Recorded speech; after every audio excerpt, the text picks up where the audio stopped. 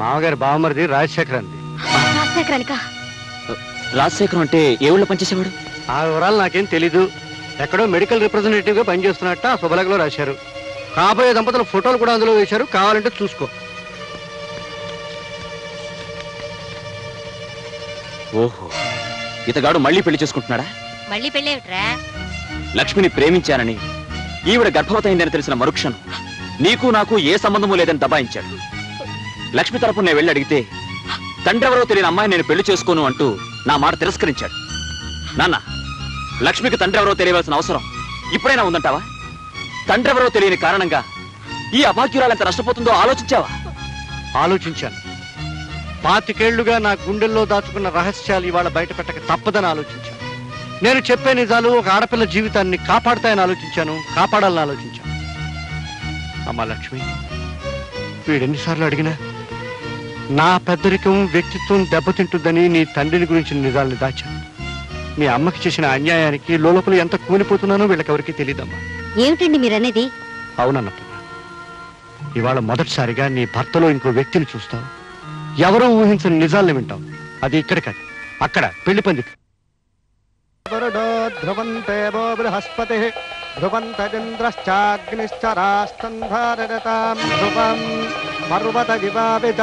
రాయి బామర్తికి పెళ్లి చేసుకున్నావా? Useless fellow. ఈ పెళ్ళ మాట ఏం చేస్తావరా? చెప్పు, సమాధానం చెప్పు.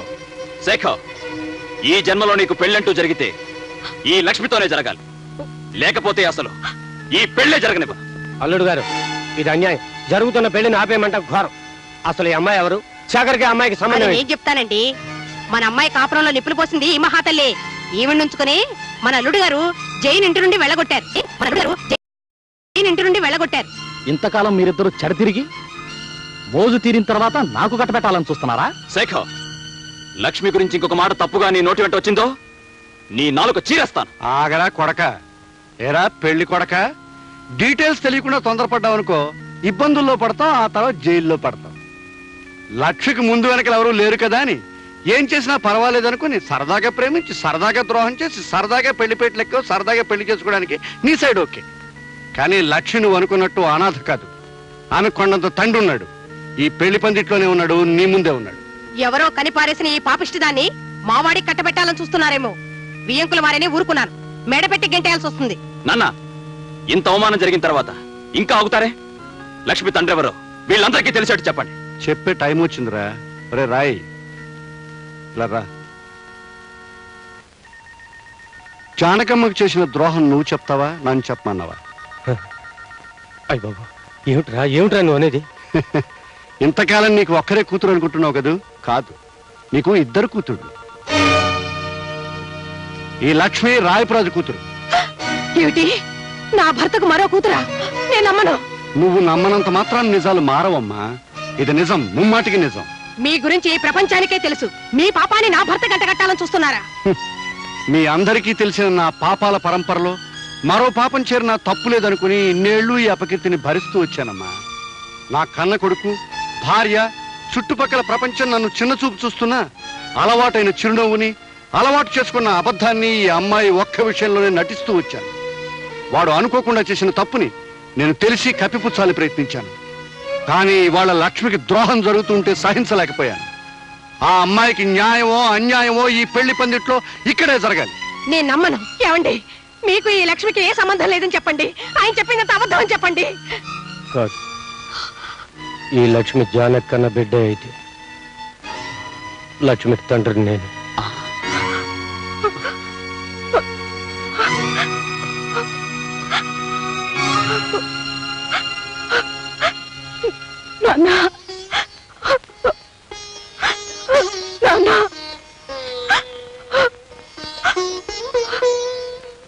అమ్మా లక్ష్మి, నేనే నీ తండ్రినమ్మా.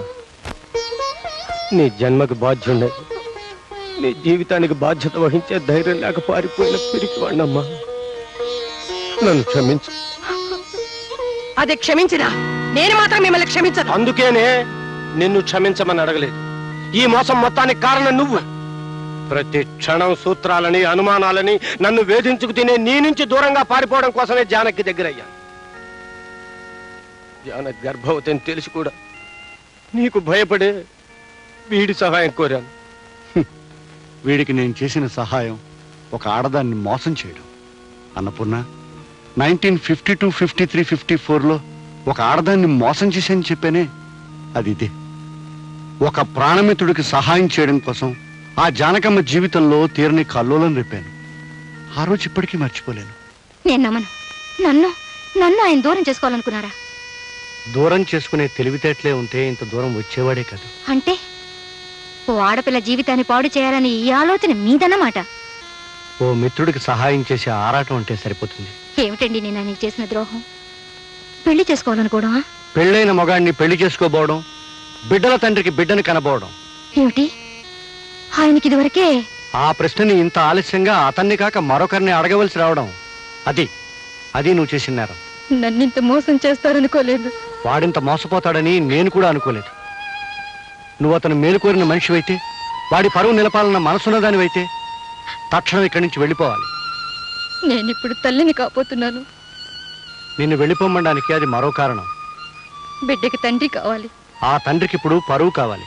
అంటే నా చేతులతో నా జీవితాన్ని నన్నే నాశనం చేసుకోమంటారా? ధర కడితే చెల్లిస్తానంటున్నాను. ధర కట్టే గొప్పతనం మీకుండొచ్చు, కానీ అమ్ముడు పోయే దౌర్భాగ్యం నీచత్వం నాకు లేదు. అక్కర్లేదనే చోట బ్రతకడం కంటే ఎక్కడైనా గౌరవంగా అడుక్కు తింటూ బ్రతకగలను. వెళ్ళి ఈ మాట ఆయనతో చెప్పండి. ఆగండి. మీ స్నేహితుడిని కాపాడానని గర్వపడకండి. ఒక ఆడదాని జీవితం నాశనం కావడానికి కారణమయ్యానని సిగ్గుపడండి.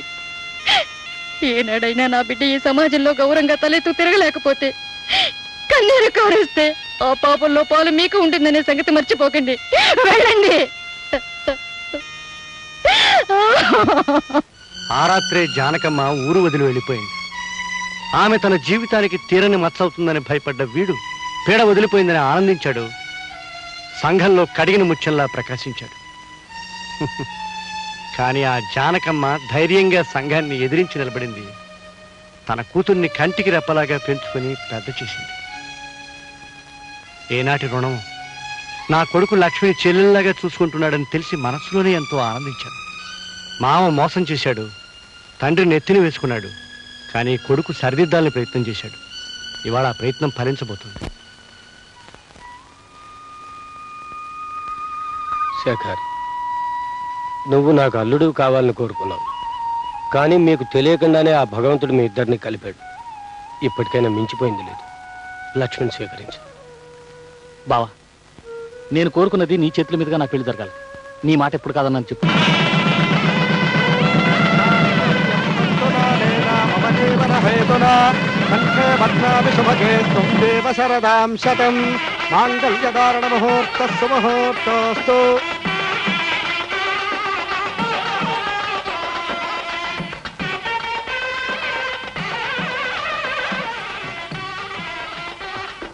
లక్ష్మి, నీ జీవితం ఒడ్డుకు చేరే వరకు నీకండగా ఉంటానన్నాను. అయిపోయింది. నా బాధ్యత తీరిపోయింది. ఆనందంగా 100 ఏళ్ళు వర్ధిల్లు. వస్తాను. పదండి నాన్న, వెళ్ళిపోదాం. ఒక్క నిమిషం. అమ్మా జయ, నీ భర్తని కాదని నీ ఇంటికి వచ్చేసావు, చాలా సంతోషం. కానీ ఆ ఇంట్లో నీ వస్తువు ఒకటి మర్చిపోయావమ్మా. తీసుకో అమ్మా, మరెవరికైనా ఉపయోగపడవచ్చు. వస్తానమ్మా. అక్క, ఇది మా అమ్మ నాకిచ్చిన స్త్రీధనం. 12 కాపురానికి 12 సూత్రాలు. పెళ్ళం మొగుడిని గుప్పెట్లో పెట్టుకోవాలంటే ఏం చేయాలో ఇందులో రాసుంటుంది. సూత్రాలను పాటించే మా అమ్మ మా నాన్న ఇల్లు దాటిపోయేటి చేసింది. నన్ను మా ఆయనకు దూరం చేసింది. కానీ నువ్వు మాత్రం ఆ తప్పు చేయదక్క. ఏమండి నా అనుమానాల్ని, తెలివి తక్కువతనాన్ని అన్నీ వదిలేశాను. ఇది కూడా మీ అమ్మ ఫిట్టింగేనా అని మీరు అడగాల్సిన అవసరం లేదు. మీరు నా తప్పును మన్నించగలిగితే.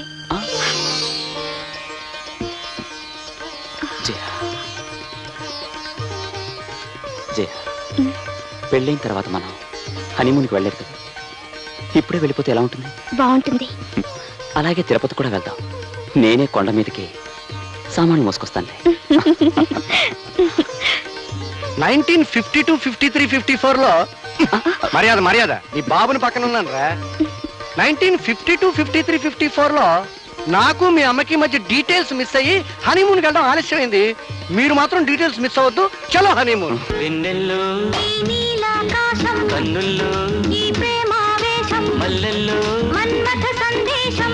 ఈ మధుమాసం మన కోసం, ఈ మధుమాసం మన కోసం.